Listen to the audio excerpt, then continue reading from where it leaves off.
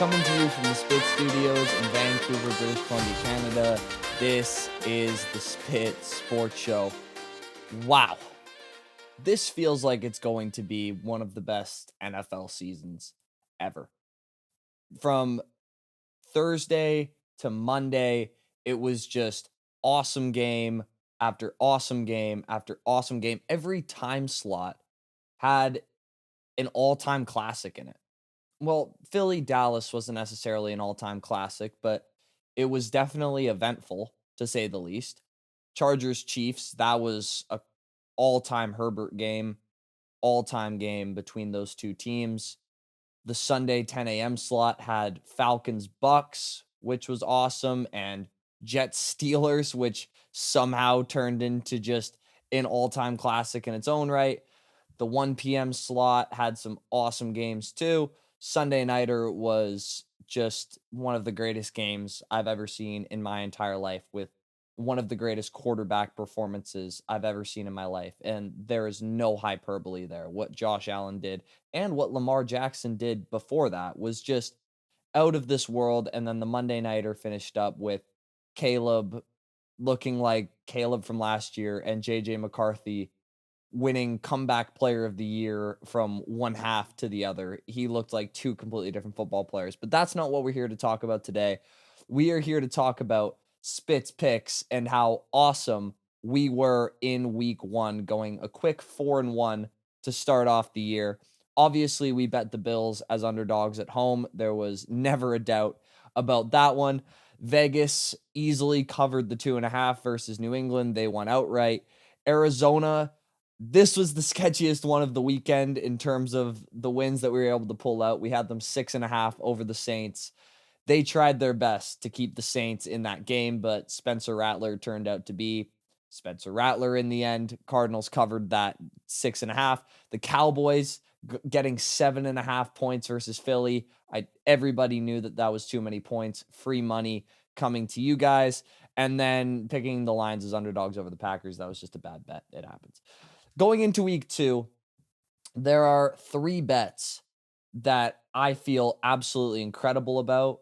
One bet that I knew I was going to bet before the line was even announced. And when the line came out, I was even more excited to hammer it. That is coming at the end of the picks. But as always, we have 5 picks for you guys. We keep track of our record against the spread.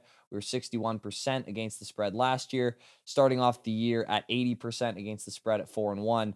We are on a hot streak, and we're going to continue that hot streak in week two, starting with Jacksonville getting 3.5 points versus Cincinnati. Now, if you look at these two teams' history, obviously brief history, but their week one performances, both of these teams played 2 of the bottom 5 teams in the entire NFL. Jacksonville playing Carolina, Cincinnati playing Cleveland. The one team was in control the entire way, never a doubt that they were both going to win and cover their spread.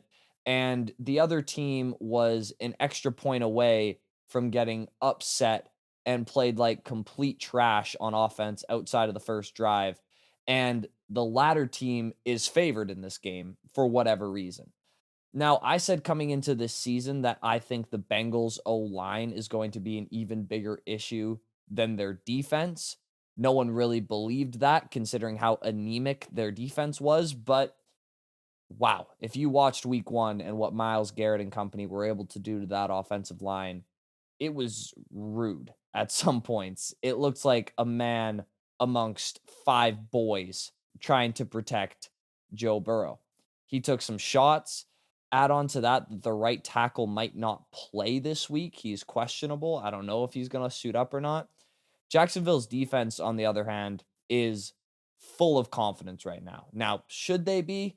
Probably not, considering who they were playing against and how Bryce Young looked throughout that entire day. But they have to be just chest puffed out more than they have been maybe ever. And I'm not breaking any news here, but Joe Burrow in weeks 1 and 2 is a different football player than he is for the rest of the season. In his history of week ones, he has a passer rating of 76. He has 1,150 yards, 5 touchdowns, 5 picks in 6 games. In week 2, it's not much better. He has a passer rating of 87, which is actually okay. 10 touchdowns and 4 picks in 5 games. Well below his standard, well above his turnover ratio usually is. I like Jacksonville in this spot a lot. Getting 3.5, you get a field goal plus the hook. Jacksonville's definitely the side here.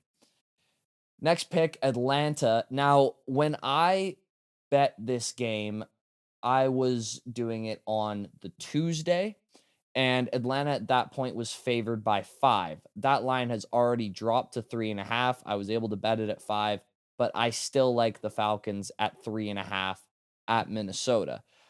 People will look at the final score and fans who didn't watch all of Tampa, Atlanta will probably think same old Falcons, but Atlanta looked awesome throughout that game. In fact, I think for the first 3 quarters and parts of the fourth quarter, they were flatly the better team. They were obviously only a field goal away from winning that game. They got in field goal range. Koo just missed it. It happens. They were a kick away. Penix looks like the best quarterback Atlanta has had since MVP Matt Ryan. Their pass rush looks the best it has again since probably just after that Super Bowl run that they had. And just overall, I think Atlanta is in a better spot than they've been in a very, very long time, and they proved it against the Bucks. When they have a functional quarterback, they're a scary team to play against. Whereas Minnesota, they went on a basketball type run to end that game to beat Chicago, and they deserve all of the credit in the world for that. JJ McCarthy specifically, and Kevin O'Connell continues to prove that he is one of the best, not just offensive minds, but straight up head coaches in the NFL. But before around halfway through the third quarter, maybe a bit before that, the offense, it looked shaky at best. McCarthy looked lost. They still don't have Jordan Addison.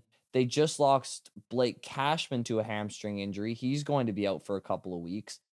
5 points is just way too many. 3.5 is still a really good number on Atlanta's side, in my opinion. Again, I love getting the field goal plus the hook.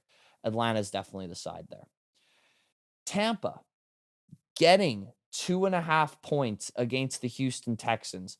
When I saw this line, I thought it was going to be Tampa favored by a point because they're simply the better football team.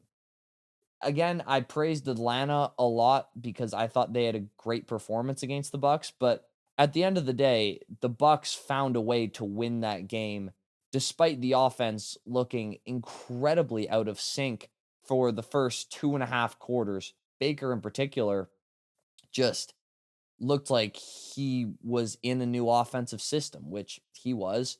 He missed a lot of layup throws that he typically makes. His completion percentage was below 50 for a lot of the game.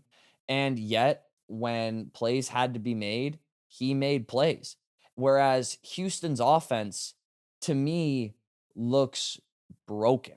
We haven't seen a great CJ Stroud game since week 7 of last year when he just torched the Colts. And that's mainly because their offensive line is as big of an issue as we thought it was going to be coming into this season, if not worse. Against that Rams pass rush in week 1, it looks like a no contest.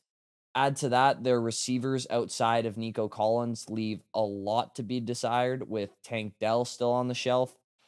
To me, I don't know how Houston is able to score with Tampa Bay in this game. And Tampa's the underdog. I love Tampa getting 2.5 points here. This is one of the lines coming up that I expected to be betting as soon as the results of the games came in. And it's definitely one that I'm going to be laying, which is Vegas getting 3.5 points against the Chargers at home. This is just classic line bloviation from the Chargers. Obviously, they had a fantastic win against the Chiefs. Justin Herbert had genuinely the best game of his entire career. Keenan Allen looked like a godsend for him. The running game looked good. Everything really except for the pass rush for the Chargers looked out of this world. But the Chargers, again, their defense this year is not the same as it was last year. Contrary to that, if you look at the Patriots-Raiders game, Geno looked fantastic. Jacoby Myers is still one of the most underrated receivers in the entire sport. I think Brock Bowers is going to play. At least that's what all of the Raiders people that I talk to tell me. Genty will only get better. The key to this game is the Raiders pass rush playing well and Max Crosby creating havoc. I anticipate that he will.